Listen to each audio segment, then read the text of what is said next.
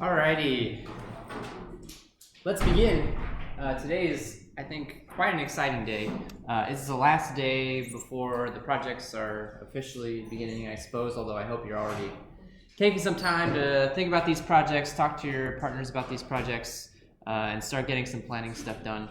What I want to do for you today is kind of show you sort of a basic setup for how to get started on your projects. Of course, I don't know what exactly you all are doing your projects on, right? But I can show you some basic processes, some basic things that you can do to get yourself a good start in terms of how you plan out the work and how you actually do the work using good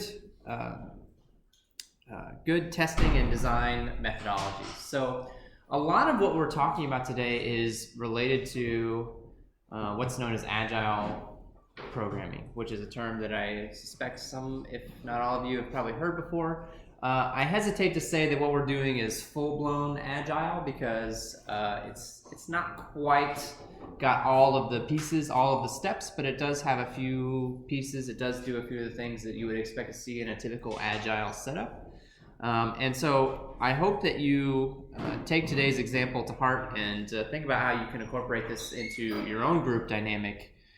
Because again, remember that a lot of what I'm looking for on this project is that you're able to follow these processes and you're able to apply these concepts that we're talking about in class to a real world scenario. So what we're going to do is we're going to start a project from scratch. It's going to be a pretty small project, and actually, spoiler alert, we're not actually going to write the project code itself. That's probably the only thing that we're not going to do, but I'm going to walk you through all the setup stuff, all the organizational tools, introduce some new concepts today, and give you some suggestions as to how to approach your own projects. So to start us off, I've actually already created a repository, and the project we're going to do is a spell checker, a very simple spell checker. And like I said, we're not actually going to have this thing spell checking words. Like, that's not going to happen by the end of the day today. But I do want to talk about, if you did want to make a spell checker with a group of people, what would that look like? So here's my repository. You can see that right now it's basically empty. The only thing that's in this repository is a README file, and that's actually very similar to the repository that you'll get when you start the project as well. You'll get a blank repository. The only thing that's going to be in it is a README file. That's it. That's all you're going to get. And then I'm going to say, all right, make your thing, do your stuff. So let's walk through the process of what that might actually look like. Of course, the first thing that we probably want to do is get access to this repository on our own computers. So those Git commands are going to come in handy. I know that some people would probably jump right towards going into Eclipse, right?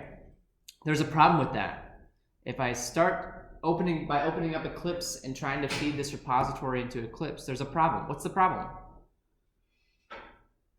Anybody know? Yeah. There's no Java, there's no project, there's no nothing, right? It's just a README file. There's no nothing. So Eclipse is going to look at this repository and say, what do you want me to do with this? I don't know. There's nothing here. What do you want me to do? So really, I think the proper choice is, all right, let's check it out via the command line. So, go somewhere that in your directory where you want this thing to live. I have a folder for this course called 237, and I'll run my clone command and check out this repo. That's step one.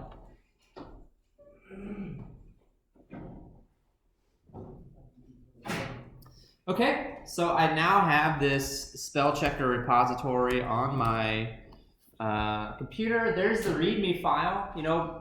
The next step that I might do is open up the README file and just put in, you can see there's already a description here, right? If the description wasn't there, then, example for showing off TDD, test-driven development, since that's what we're doing today. Put in a little description to your README file, right? Maybe do a quick commit just to make sure everything's up and running.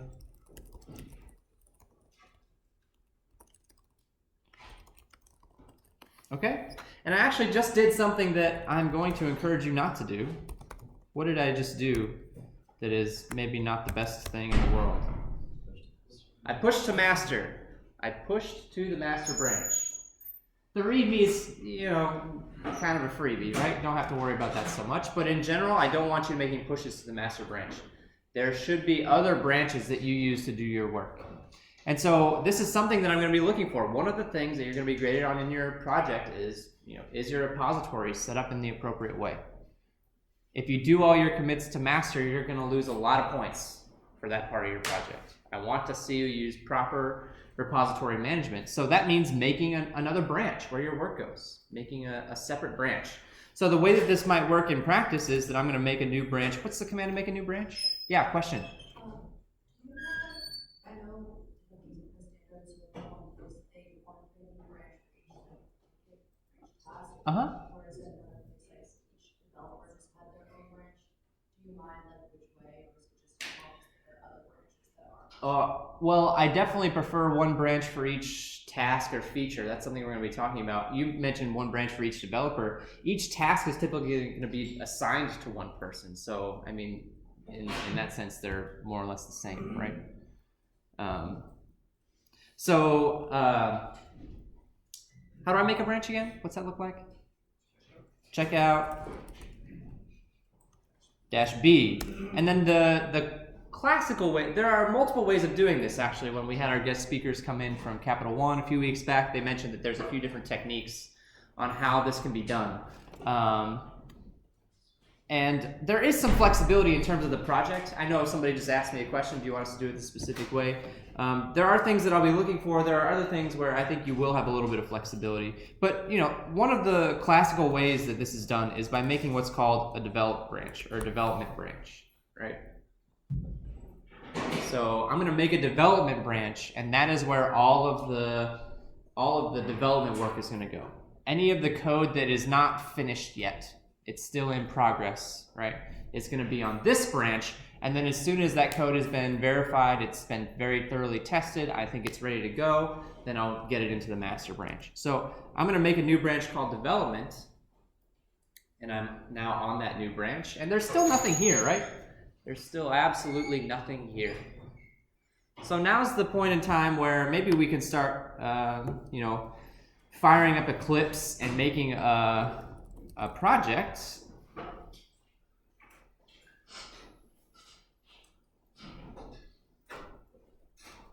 This is something that I think probably very few people have actually had a need to do. For most of your classes, for most of your coursework, we give you the project, right? We say, here's the Eclipse project, everything's already set up for you. That's not going to be the case anymore. You're going to make your own project. You're starting from scratch, from nothing. And so it's not difficult, but there are some things to keep in mind. While this is getting loaded up here. All right, there's homework 5, which is due today, by the way, good reminder. But I want to make a new project. So I don't like how this is set up right now. Sorry. Rearrange things a little bit. Okay, that's much better. So if we right click and select new Java project from the menu here, it'll allow us to create a new project, and then we can pick where we want this project to go. So where do we want this project to go? We want it to go in the repository that we just made, right? So give it a name. I'll call it CSE237 spell checker. And then instead of using this default location, I want to put it in that repository that I just created. So I'm going to... And actually, if you don't do this step right now, if you don't make it in the right folder, it's not a big deal. You can always copy it into your repository later if you really need to. But this just allows you to skip a step. So I'm going to put it in this folder right here, the spell checker folder that we just made, which is my Git repository. Everything else you're probably fine to just leave as its defaults. So just give the project a name, tell it where you want it to go, point at that Git repository, hit finish, and now I have a Java project. There's no code in it. We're going to take care of that a little bit later. But here it is. I've got some stuff. Got some stuff in my and if I do an ls on the command line now, you can actually see, okay, yeah, there's some stuff here. And so this is probably a good baseline commit, right? Very starting point, had my Eclipse project set up. This is probably a good place to do a commit because now, from this point on, you and your group members are going to be adding new stuff. Okay? So here's a question. Of the files that we see here, which ones should be added to the repository? Which ones should we add? Anybody have any ideas about that? So README is already there. That's a gimme. What about bin? What's in bin? Anybody know? What is in bin? It's short for something. It's short for a word that I'm certain that you know. Short for binary. Short for binary. And that is the compiled code, right? Bin is the compiled code. So when I take my Java code and I turn it into ones and zeros, it goes in that folder. That's where it goes. Do I want that in my repository? No, definitely not. Definitely not. The bin folder should not go in your repository. Should not be there. In fact, the general rule for repositories says that if there's anything that is specific to your machine, should not go in the repository. Compiled code is specific to your machine, right? Every time I run a program, it has to be compiled and made runnable on my specific computer. I can't just take this code and give it to somebody else and have them run my compiled code. So, well, you can, but there's steps you have to take in between to make that work. So bin should never be in your repository, ever, ever, ever, ever. SRC, that's where the code goes, right? That should go in your repository, absolutely. But then here's a little tip. If you actually do ls-a, you can see that there's some other stuff here, right? There's some other stuff here that wasn't immediately available or immediately visible. And I see things that start with dots. Those dot files aren't visible unless I specifically ask for them with the -a flag. And some of these things are important to us. In fact, we can open some of them up and see what's actually in here. If I open up the project file, I see, all right, this almost looks like HTML. It's XML. I see the word Eclipse. So this is the Eclipse project, right? This is the file that defines my Eclipse project. This should go in your repository, for sure. Absolutely. So that anybody else who is working on this repository and wants to access the Eclipse project has the project information. So we should definitely add .project. And then let's look at this other one, class path. This is specifying where the code is. It's in a folder called source. Where the output is, it's in a folder called bin. And then it's also specifying what version of Java we should be using. So this should also be added to the project. It deals with project-specific information. Whoops, wrong file. I'm going to say class path. So we should add that class path file as well. And there's one more to look at, this .git ignore file. Let's look in there and see if there's anything interesting in there. Oh, hey, look at that. This .git ignore file is telling us that if you try to commit the bin folder, I'm going to ignore you. It's a little safety mechanism put in place to make sure that you don't accidentally put something in your repository that shouldn't be there. So if you want to, I don't think that you'll necessarily have a need to, although you might. If you want to, you can add additional things to this git ignore file to make sure that you don't accidentally put something in the repository that should not be there. Having bin on this list is a nice little safety. If I had said git add everything, it would have not put bin on there because this file is telling it to ignore it. So that's nice. That's a good thing. What about this git ignore file? Should that go in the repository?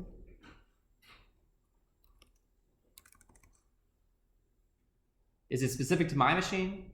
Am I the only one who wants to ignore the bin folder? Or does everybody in my project need to ignore the bin folder? Everybody in my project needs to ignore the bin folder, so we'll stick that guy in there too. All right? And then the source folder I should have added, although it may not let me do it because I believe it's currently empty. There's nothing in here right now. So Git won't let you put empty folders into a repository. It's not allowed. So I can try to add it, but it probably won't actually do anything. But at the very least, I can go ahead and commit the basic project stuff.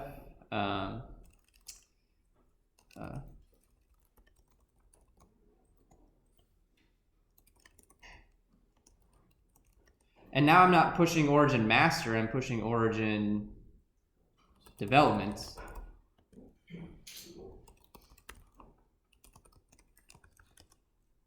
I hate saving my password if you haven't noticed. I feel very nervous about that kind of stuff. And so now just as a quick sanity check, right? We can go back, you can see, oh, hey, you recently pushed branches in development. That's nice. I go to development, I see, hey, there's all that stuff. Notice the source folder is not there. Like I said, it won't commit empty folders. We'll put some stuff in that folder in a little bit, but it won't actually commit empty folders. So this is good. We've got ourselves an Eclipse project, and from this point, anybody who wants to grab this repository can use that same Eclipse project and start adding stuff to it. But before we get to that point, it's worth it to take some time to plan. And so let's talk about how we can actually do some planning kinds of things. This is something else that I'm expecting you to think about and do as part of your project. In fact, GitHub has a tool that we can use to help us with this process. So what we can do is set up what's called you might hear it called a Scrum Board or a Kanban Board, right? To keep track of the tasks that need to be performed on your project. So if you click the Projects tab as part of this repository and then click Create Project, this is all part of the planning phase. And everybody in your team will be able to see this list of tasks that we're about to create and be able to manipulate them. So, what do you want to call this? I don't know. Example, Kanban. And then there's a few templates down here. I've just been using the basic Kanban. I think that's probably sufficient for what we want to do. And then when I click Create Project, what we are now looking at is a Kanban board.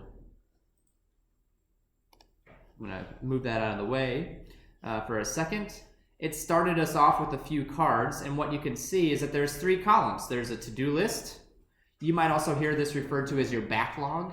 This is the list of stuff that needs to be done that has not been started yet. We have not gotten around to doing this stuff yet, but it's on our to-do list of things to do. Then there's a list of things that are in progress. This is a nice, easy way to keep tabs on what other people are working on so that you don't duplicate your efforts, right? Oh, so-and-so already picked up this task, so I'm not going to start that task. I'm going to let them do their thing and go do something else for a little while. And then we can see a list of all the tasks that have been finished. We'll talk about this particular category, what should happen when things get moved into this category. And you can actually just click and drag. So they give us these little silly example cards here, right? That we can, click and drag into the appropriate categories, right? We don't actually want these cards. These are fake little intro cards that we don't actually need. So let's talk about what kinds of cards we actually do want. This was now where we get into part of the reading for the day. A lot of what I want to see on this board, or basically everything that I want to see on this board, well, maybe not everything, there's a few exceptions that we'll talk about a little bit, are stories. I want to see stories. So what is a user story? This was one of the things that I linked for the reading today. What is a user story? It has a very particular format that we expect to see.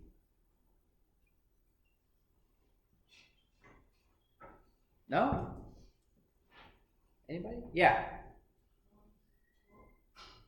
The story is composed of tickets, but the overarching story is the overall goal of one item. So you could think of it as a task. So the story ultimately becomes a task for us to perform, a task that we need to complete, right? But the story itself is really just defining, I think, one part of the behavior of our application in plain English in a way that any human being could understand, right? That's the goal of a story.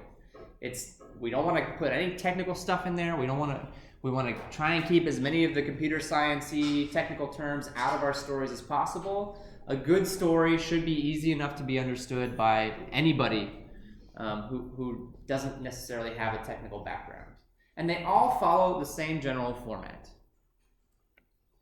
It's going to look something like a blank should be able to blank so that blank.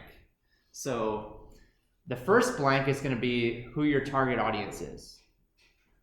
A lot of times this could be users, right? The user should be able to, but there are different kinds of users. I could have administrators, I could have, different kinds of user accounts, right? Free accounts, paid accounts, whatever the case may be, right? So who is this specific behavior targeted towards? That's step number one. That's the first blank. The second step is the actual behavior. A user should be able to, I think one of the examples given in the reading was, a user should be able to back up their hard drive, right? A user should be able to log in to our website. A user should be able to see a list of all of their friends, right? Those are very short user stories. You notice that I kind of left off the third part of the user story, which is somewhat optional.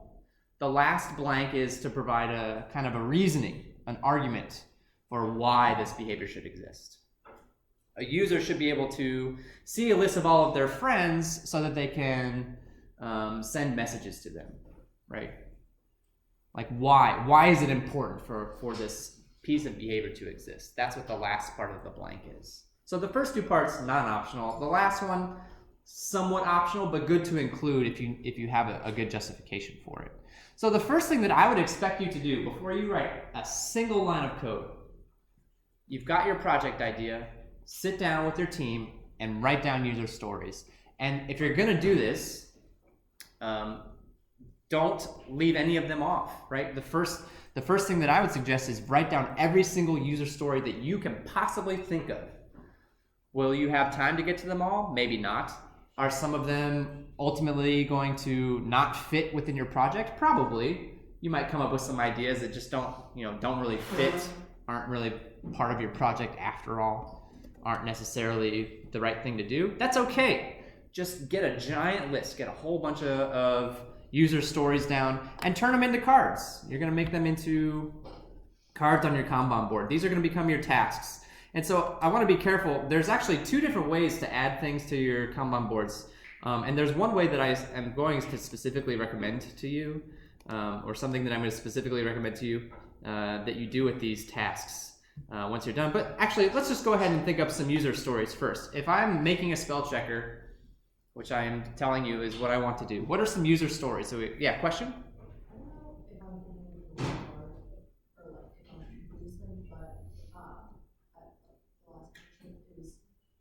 There's an overarching story, kind of, and then you have little tidbits under each story. Yeah, so there's not all, so this is a good point. Not all stories come in the same size, right? If you have a story that's very big, we have a name for that. It's usually called an epic. That's yeah. And so for very large projects that have very large chunks of functionality, you might see this distinction between an epic and then the stories underneath it. From a practical perspective, what does that mean? An epic is a feature that you don't expect to be able to get done in a short amount of time. It's too big to fit into a 2-week iteration, which is what we've got. We've got a 2-week iteration. This piece of functionality is simply too large for us to expect to complete the whole thing within a 2-week chunk. So I think for the purposes of this project, it is important to maybe keep those things in mind. Try to keep your stories relatively small. It's good to keep track of the big picture, and this is where we're starting to kind of deviate from the official Agile. If we wanted to do a pure, true Agile workflow, it would simply take more time than we've got, to be quite honest. So I'm trying to give you a little bit of a taste, get you kind of started down the path, get you thinking about these kinds of things. So try to keep your user stories relatively small, although again, when we're first starting out, I'm going to write down everything, and then we'll go back and we'll evaluate each of the stories and see how they fit into our overall plan, right? So if I want to make a spell checker, what are some things that we would expect the spell checker to be able to do? What are some user stories that I expect to see for a spell checker? Oh, come on. I know it's early, but it's not rocket science. Yeah. A user should be able to Milo, so you like use spell checker or spell check as a task, or yeah, I mean, sure. So you're going for like just check to see if a word is spelled correctly, right? Yeah. Something like that. And so I think that's reasonable. But if we think about this task, there's actually kind of two outcomes, right? A user should be able to verify that a word is spelled incorrectly and should also be able to see that a word is spelled correctly. I want to be able to see both outcomes. So you could think of those as being two separate user stories. Should be able to check to see if a word is spelled correctly, or you know, a user should be notified when a user is spelled incorrectly, right? Something along those lines. So that might be another user story. Or, yeah.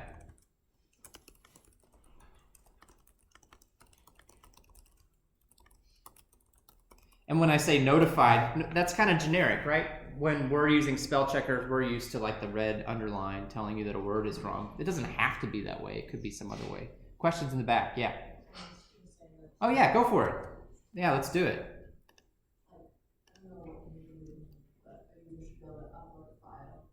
Upload a file, all right. Upload a file for what purpose? So that what? It can be checked. The spelling can be. So that the spelling can be checked.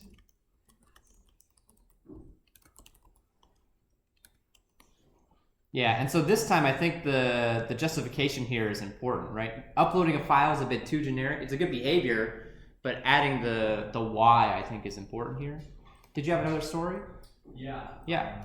The project should show suggestions for words that are spelled. Yeah, so let's phrase that in the proper. You're absolutely right. I was hoping somebody would say this. Let's phrase this in the proper way. A user should be able to receive suggestions for misspelled words, right? I misspelled.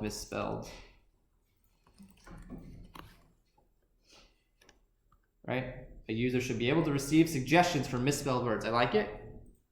That follows the user story format, right? I know I'm being kind of a stickler about it, but I think it's important. Any other ones? So actually, I don't know if, so like on my phone, right? If I misspell a word, sometimes the word isn't actually misspelled. It's like a name or something, or, you know, it's shorthand or whatever. And I get tired of my phone telling me that this word is misspelled over and over again. So what can I do? I can actually say, oh, hey, actually, this is a proper word. I want you to stop telling me that it's wrong, right? This is actually a word. Remember that fact. Stop telling me that it's misspelled. So how would I phrase that as a story? Yeah. A user should be able to make exceptions to the spell check. Able to, what did you say? Make exceptions? Yes.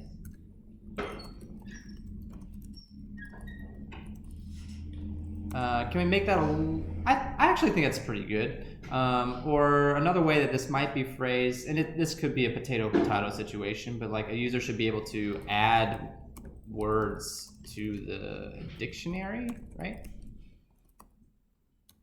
Add words to the spell checker dictionary, right? Something like that. Does that make sense? So I can provide my own vocabulary. Is the opposite true? Do I want to be able to remove words from the spell checker dictionary as well? That one's a little bit less obvious, perhaps, right?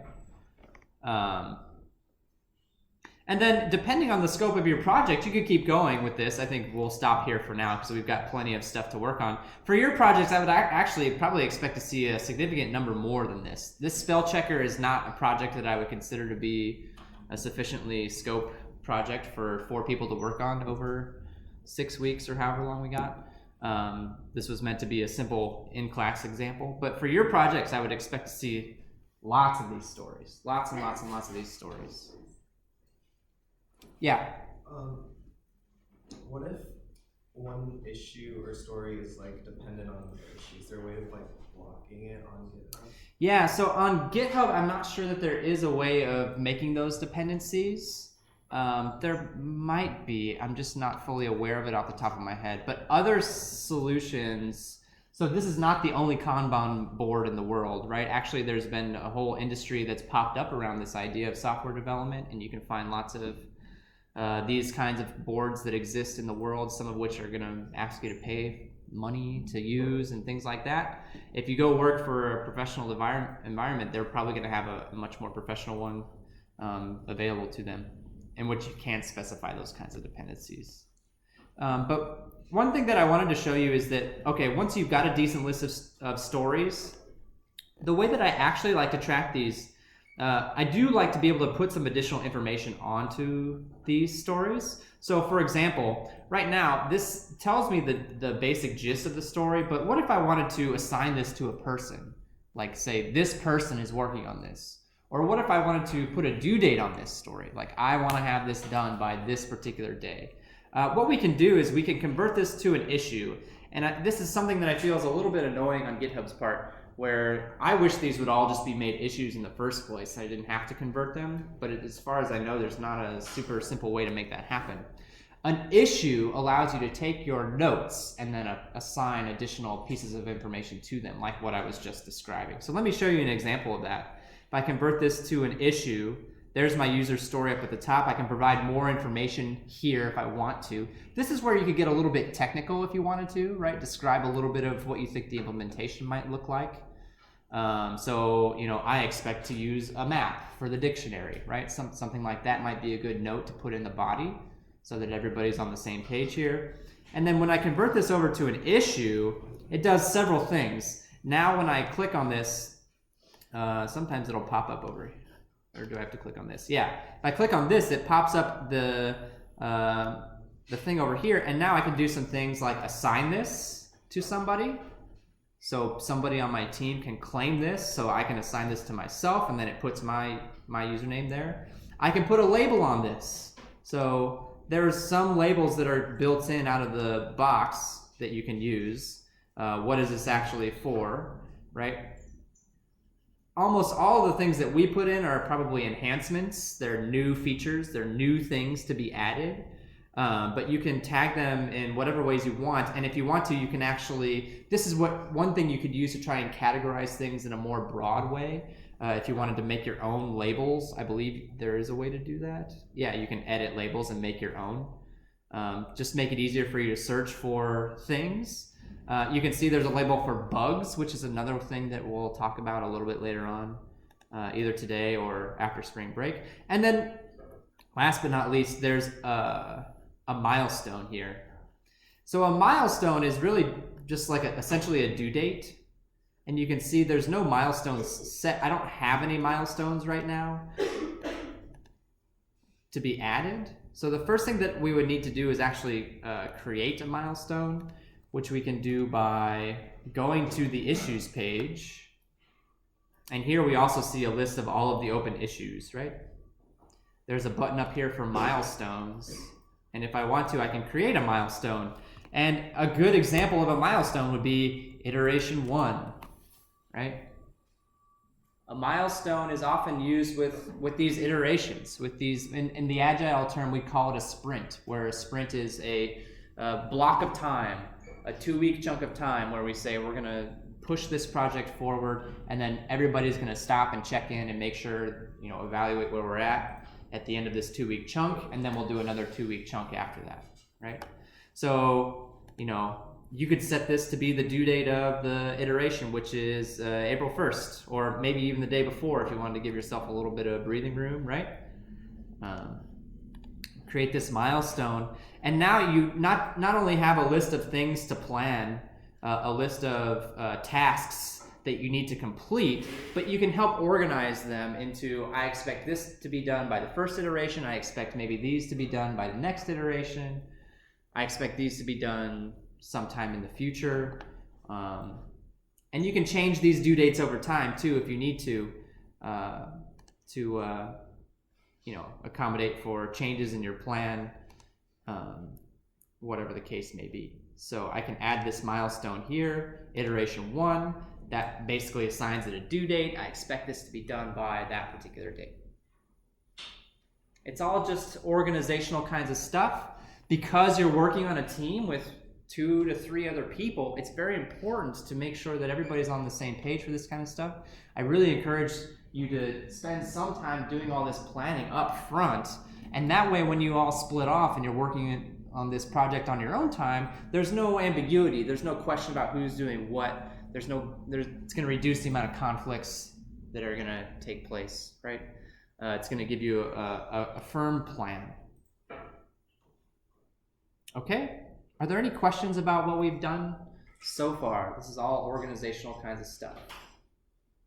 And so this is part of your project too, right? I want to see you doing this. You're going to get a grade on this part of your project. Do you have your user stories set up? Are they organized in an efficient way? Are you tracking them? I'm not going to ask things like, you know, do you have 10 cards in your done column? Like that's a silly metric. That's not a reasonable thing for me to ask. Right? I hope that your done column isn't completely empty, of course, but you know, the quantity is not necessarily what I'm after. It's more, are you following the process? Are you taking the time? Are you thinking about this in a purposeful way, or are you just trying to slap something together before the due date? That's what I want to see. All right. Are there any questions? So then I would convert all of these to issues actually. So that I could assign them to people and put due dates on them. I would do that for all of them, just to keep them organized in that way. And then it also gives me a way to clearly see issues at a glance using the Issues tab that's here. And we'll come back to these a little bit later on when we do some actual work, some actual coding on this stuff.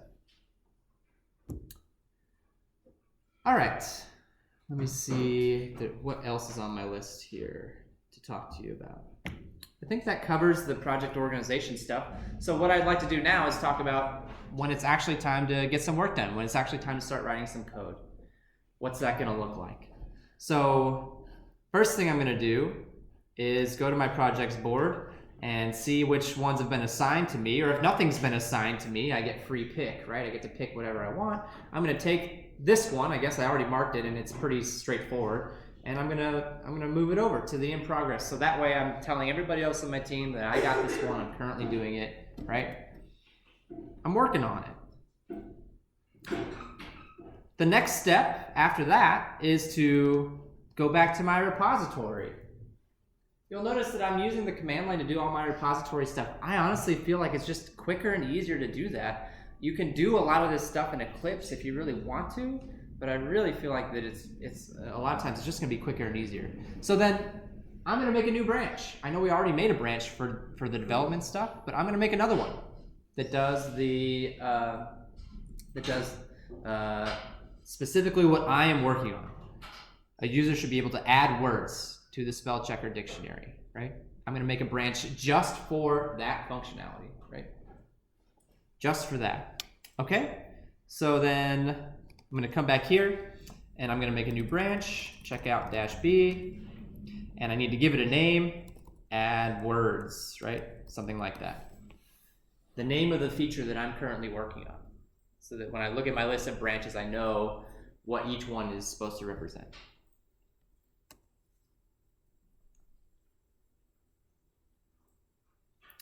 And now I'm ready to start writing some code.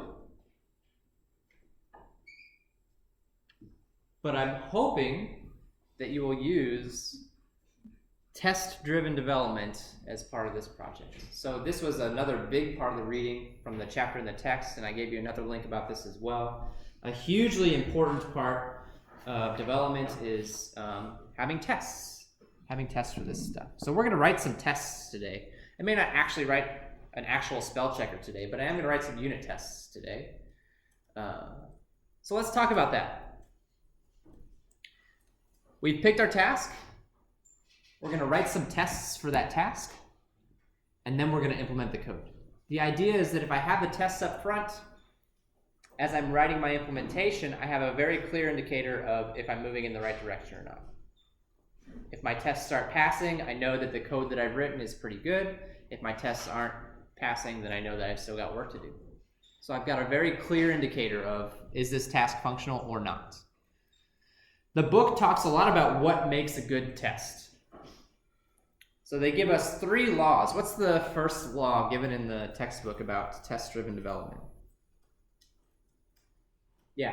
Can't write production code until you've written a failing unit test. Can't write code until you've written a failing unit test. You have to write your test first.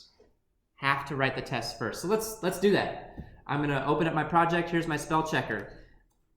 I'm gonna make a couple of packages. A package is really just a folder, but I really like to keep a package for my, my production code, my actual implementation, and another package just to keep my tests all separate.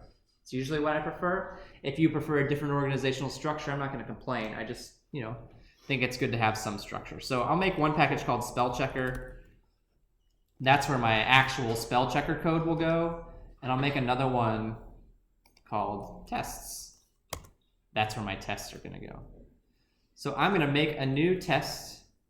And in order to do that, instead of going to class, I know that's where a lot of people tend to immediately focus on. If you look down a little bit, you can see there's an option called JUnit test case. So I'm gonna select JUnit test case. It's going in the test packages. I need to give it a name, add word tests. That's what I'm working on, right? I'm working on the functionality to add a word. Okay? Go ahead and hit finish. And then it's gonna ask me, so in order to use JUnit tests, I need to have JUnit added to my build path, right? I've added to the things that my project has access to. So it's suggesting that I add JUnit 5 to the build path. That's fine. If it says JUnit 4, that's probably fine too. It's a little bit older version, but it'll still do what we need it to do. And here is my test file. You can see that it looks a little bit different than a typical Java class might look, right? So I've got one method that it's already created for me. I see this little guy up top, @test. So these are the actual tests. When I see that @test, that's actually what we would call an annotation. Anything that starts with the @ sign, it's going to be called an annotation. So I see that annotation. I need that annotation in front of every method that is going to be run as a test. As we'll see a little bit later, I might start adding some other methods to this as well, perhaps, to make my life a little bit easier that may not be tests. But in this particular case, I'll use this for all of my methods that are tests. And then inside of here, I'm going to write the code to make the test. So the second law of test-driven development says what? First law was, before you write any production code, you have to write a unit test. Second law says what? The second law, I feel like, was the one that was maybe a little bit confusing. I had to read it a few times to absorb it in my brain.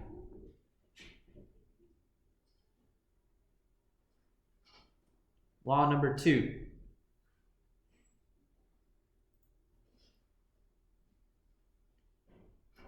Go ahead. You may not write more of a unit test than is sufficient to fail and not compiling is fail. So let's try it. I think the wording on this is confusing. Sufficient to fail. What is Robert Martin really trying to say here? He's trying to say that you should write a unit test that fails, that like just barely fails, and then that's it. That's the test. He's trying to get you to keep your tests small. He's trying to get you to keep your tests concise. That's what the second law says. Another way of interpreting this second law, he goes into more detail about this in the same chapter, is your test should be focused on a single behavior, right? My test should be focused on one behavior. That's what the second law is really getting at. So don't write a massive unit test to try and test 10 different things at once. Pick a behavior and write a test to do that. And so when I think about adding words, it feels pretty straightforward, right? But there's some things in there that are worth thinking about. What are some situations that we need to be careful about when adding words? I can think of at least a few, perhaps. Well, there's 2 that immediately come to mind, right? What if I add a word and it's already in there? The word is already in there. What do I want to happen? What do I want to happen in that case? Nothing? Okay, that's one answer. Somebody else might have said, that should be an error. That should be a problem. And I would accept that as well. It's your program, right? It's your design. So the ultimate behavior that you want to see, you're actually defining by writing these tests. You have to decide, this is the behavior that I want to see. I'm going to write a test that reflects that is the behavior that I want to see, right? What are some other things that we might need to worry about if I'm adding words? Obviously, adding a word that's not in the dictionary should be relatively straightforward, right? There's another very important situation that I think comes into play when adding words to the dictionary. Does case matter?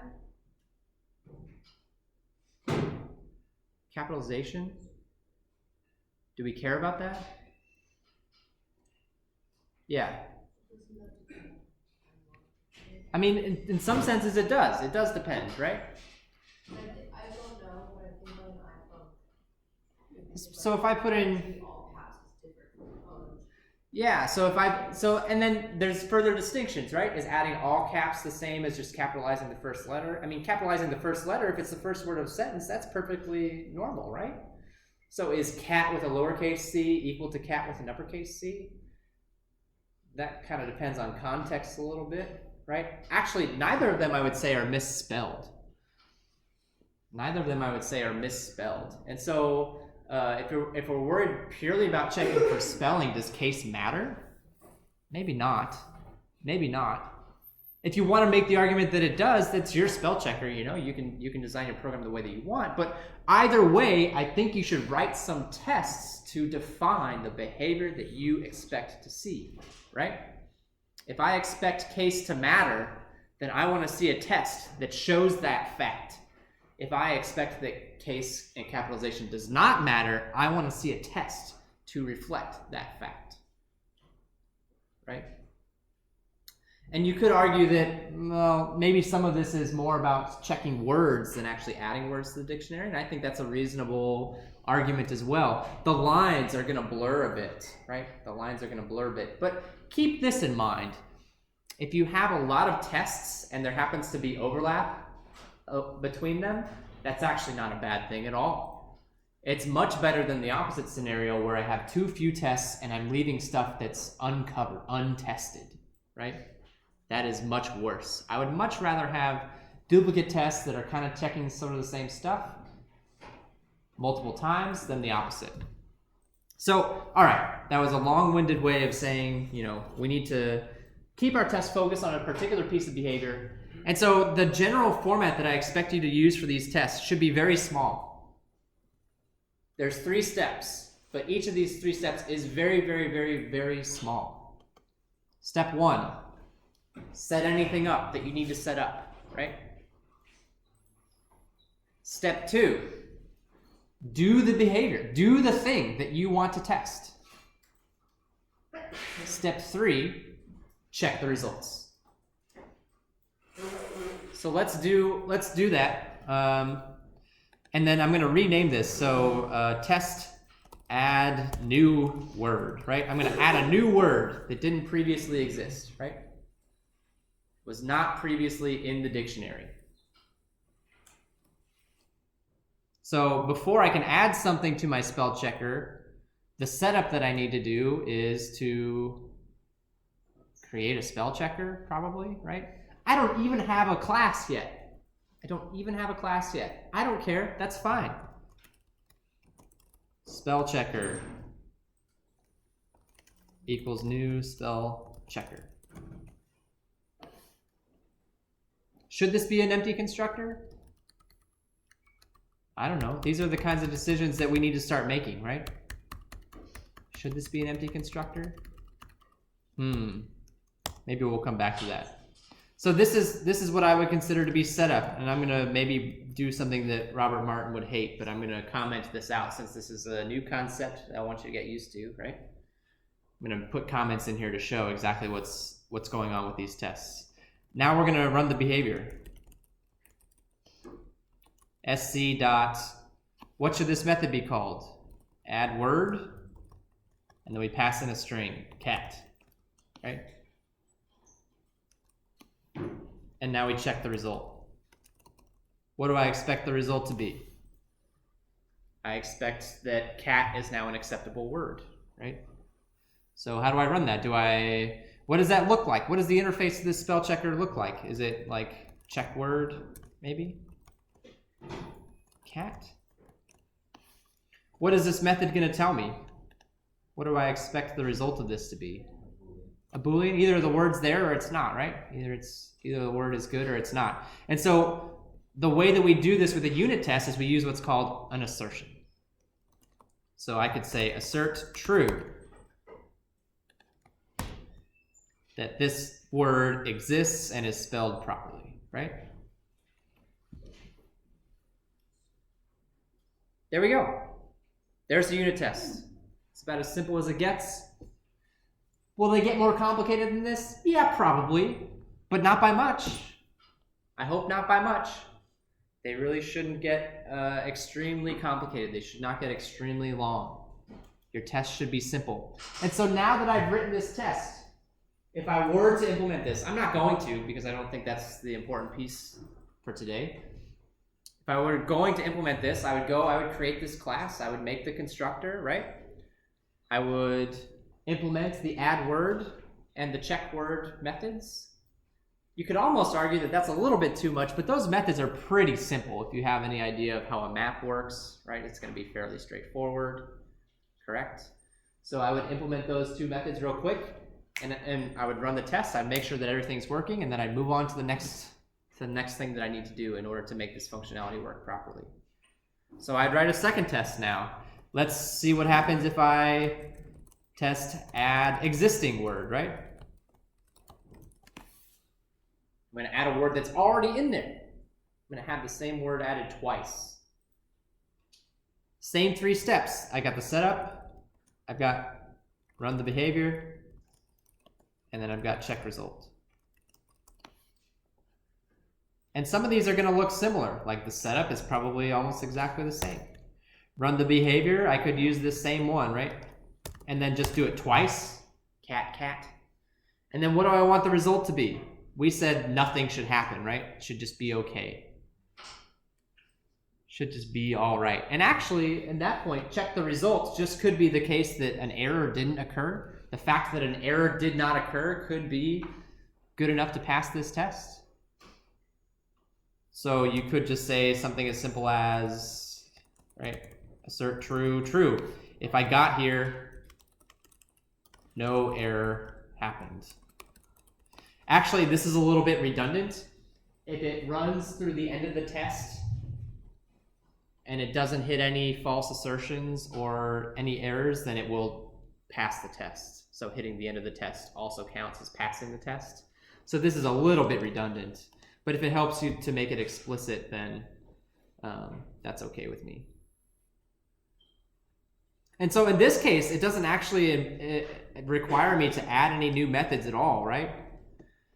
I just need to maybe tweak the behavior of this method, or maybe even not, to make sure that it has the behavior that I want. And now, you know, we would keep going along this path. Test, add word, different capitalization. I know that's a long name, but I think Robert Martin would be happy with most of these names, right?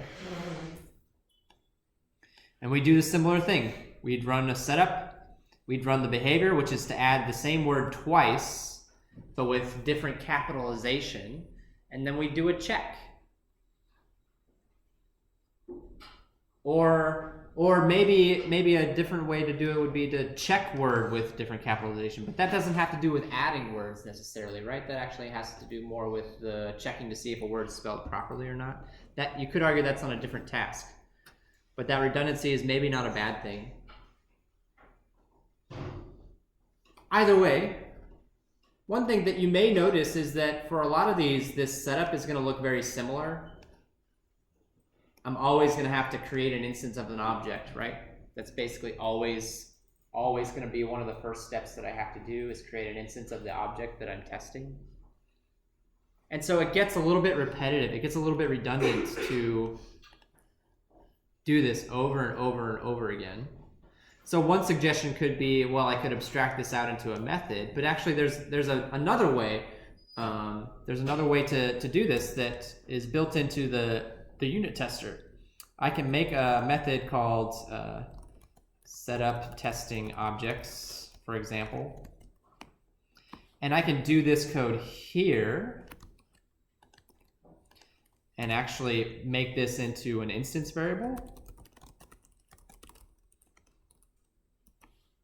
Right? So now it's going to look something like that. And now, instead of doing this code as part of my setup, the setup's going to be done for me. I can get rid of this redundant setup code, right? But you might be asking yourself, well, now aren't you just calling this method instead? Like, how does that actually save us anything? You're just calling this method. You're just calling this method. Actually, the unit test can do this for us. There's another annotation called before each. I have to import it. And the way that that annotation works is that this method will be run before each test. This method is going to be run before each and every test. So now if there's any of that common setup stuff that I have to do, I can use a before each method to do that common setup stuff. And I don't have to repeat that same code in my test over and over and over again. Does that make sense? And actually, I should annotate these with @test while I'm on the topic. Are there any questions about this? Notice how short these are. They should be short. They should be short. There are some additional rules that he talks about in the text. In fact, we're now at the third of the laws that he mentioned, which is you should not write more production code than is sufficient to pass the currently failing test. You should not be writing any code that is not being tested. That's what the third law is basically telling us. If you don't have a test for the code that you're writing right now, you should stop what you're doing and go write that test. Go write that test instead. Always do your tests first. Always, always, always, always. We're using the tests to define the behavior, and then we're writing our code to match the behavior that we specified as part of our tests. Think of the advantages of this. If I add a new feature and I see that some of my tests start failing, that's a clue, right? That's a big clue that either one of two things has happened. Either this feature is conflicting with something that I already had in the past, it's interfering somehow, right? Or perhaps the design of my project has changed. My goals have changed. What I'm trying to accomplish is different than what it was before. That's okay. That's all right. And so just like any other piece of code, these tests are going to need to periodically be evaluated, rewritten perhaps, removed if they're no longer relevant. But anytime you're adding a new feature, you do want to go through and make sure you run all of your other tests and make sure that functionality all still works. Make sure that your new stuff hasn't broken any of the existing stuff. All right. The other thing that I wanted to chat with you about from the textbook, there was this acronym that he used. What is it called? FIRST, I think? Yeah. FIRST. I think this is a good methodology or a good set of principles to guide you when writing tests. So what does the F stand for in that acronym? FIRST.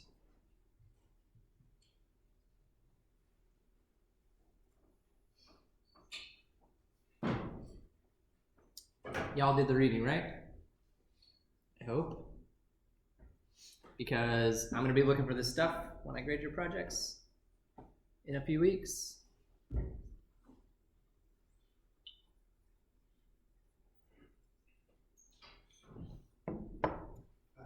Fast. They should be fast. We can keep them fast by keeping them small. If you're sitting around waiting for tests to run forever, that's an indication that you've written a test that does too much stuff. It's too big. The I is actually one that I feel like is extremely important and also difficult, and one that I see broken fairly frequently when I have students write unit tests. What's the I stand for? Independent. Each test should be independent of the other tests. They should not interfere with each other. Right? In order for this test to pass, it should only depend on the code written in this test. If this test will only pass if this test passed first, they are not independent. And that is a sign of a poorly written test. That's why code like this, before each, is useful. It gives us a baseline. It gives us an equal starting point for each of our unit tests, right? So that they all start off on the same footing. They're all independent of each other. If the spell checker has changes made to it as part of the test, this before each function will undo any of those changes because it's making a brand new empty spell checker each time, right? So I don't have to worry about those changes propagating down into my other tests. I don't want that to happen. I should be able to run a test independently and have it work. I should be able to run all of these tests and have them work without interfering with each other. The R stands for what? Repeatable. So this, I mean, from your perspective, what this means is if you write a test, somebody else grabs that test and puts it on their computer, it should also run on their computer as well. I don't foresee many people having issues with this because of the nature of the work that we're doing in this class, but in some situations, this is a concern. Yeah. I have a question. Yeah. Going back, it's independent. Yes. So you said that like it's okay if your tests kind of overlap a little bit, but like, what's the When I say that it's okay for them to overlap a little bit, I mean that it's okay to test the same functionality in multiple places. Like that's not a bad thing. But I don't think it's okay for them to interfere with each other, right? Like I don't think a test should, what this test is doing should not conflict with what this test is doing. They should be distinctly separate in their own way. I mean, the true test of independence is the idea of, this test will pass if I run this other test in front of it, but if I don't run this other test first, then this test will fail. That means that independence has been broken, right? It depends on whether or not this other test has been run first. That's a failure of independence. All right. The S is for self-validating, which is basically the idea that your assertions should be fairly simple. Notice that what we're using for assertions, I'm saying assert true. There's an assert false if you think something should be false. Those are going to be your most common assertions by far. There are other ones out there. Assert equals exists. But really, at the end of the day, it should be a simple Boolean. Either this thing is there or it's not. Either this thing happened or it didn't. Right? We're looking for very simple ways to validate our tests. And then the T in this acronym is really just another further reiteration of one of the major points of test-driven development, which is you should write your test first. Tests should be written first before any actual code is written.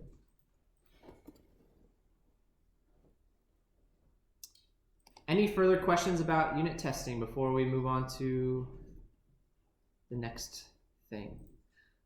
This is going to take practice. This is going to be something that I expect people to struggle with because not a lot of people have written tests before this class, I would imagine.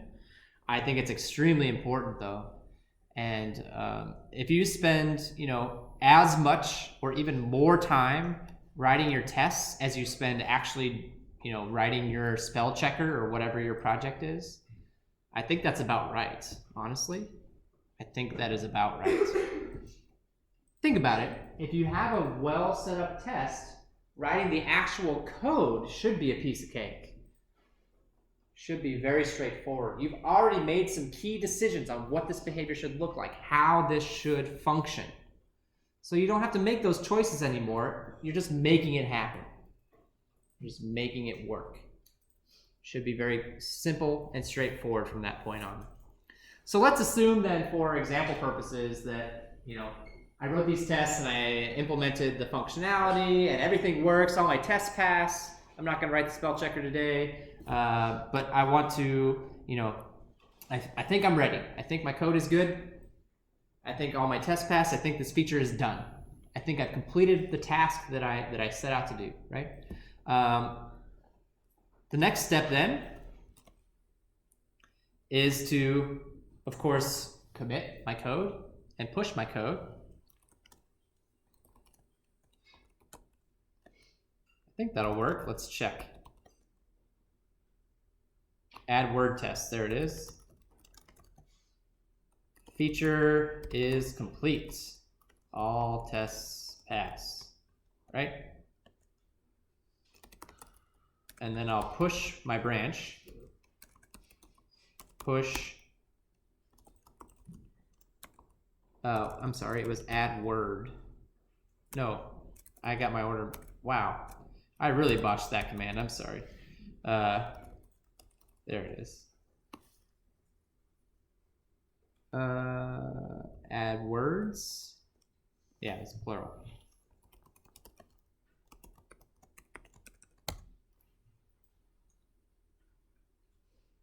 All right. Notice what I did not do. I did not merge my branch. I did not merge my branch. There's another way that is, I think, a good way to do your branch merge instead. So if I go back to my GitHub repository now, and I take a look at what's happened, I now have another branch for add words, right? Here it is. And I can see my tests are in here. My implementation's not because I didn't actually do it, but in a real example, I would see the tests and the implementation. They'd both be there, right? And so in order to indicate that I'm finished with this task, I would create what's called a pull request. And a pull request is basically a public notification that I'm about to merge a branch, that I have finished something and I'm about to merge a branch. It's not just for record-keeping purposes, but it also notifies your team that you have finished this task, right? You're letting the other people on your team know this task is done, it's ready to be merged in, and it gives people a chance to look at what you've done, give it a quick overview, right? Oh, I think you missed this thing, or I think this part's not quite right, maybe you should go back and take a look at it, and then get approval from everybody on your team, and then actually do the merge once it's been looked at by all people who are concerned. So in order to create a pull request, I actually had you do this way back when we were talking about Git a while ago. We'll make a new pull request. We're going to specify that I want, notice the direction of the arrow. I want the add words branch to get merged into development. I want it to get merged into development, right? I'll merge this stuff into development. It shows me all the changes.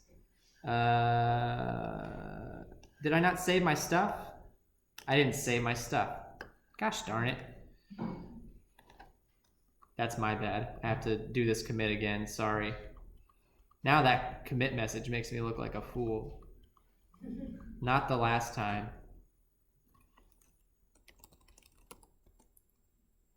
All right. Adding tests for real this time. This happens. It's okay.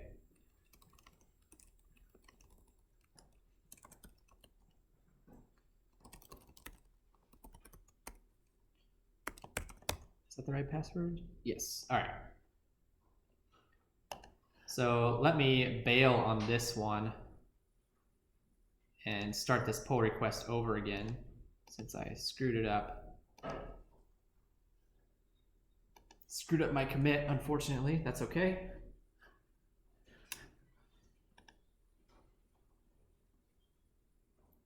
Compare and pull requests, please. Don't want to go to master. I want to go to development. It'll tell me whether or not it's able to merge. So if there might be merge conflicts. I hope that our previous exercises with Git, our previous exposure to Git has, given you the confidence that merge conflicts aren't necessarily as scary as they initially seem, right? If there are conflicts here, you have the tools at your disposal to deal with them. They will happen. It's going to happen. That's okay. So I can put some comments here about what I've done, right? Tests only, no implementation because it's just an example, right? So I can put some notes here to other people on my team about what I did and why, and maybe any current issues that are currently going on. Although if I'm making a pull request, there really should not be any issues. There should not be any errors. Will there still be errors? Yeah, there should be, but you should have at least made an attempt to fix as many of them as possible, get things as close to done as possible. I'll go ahead and create this pull request.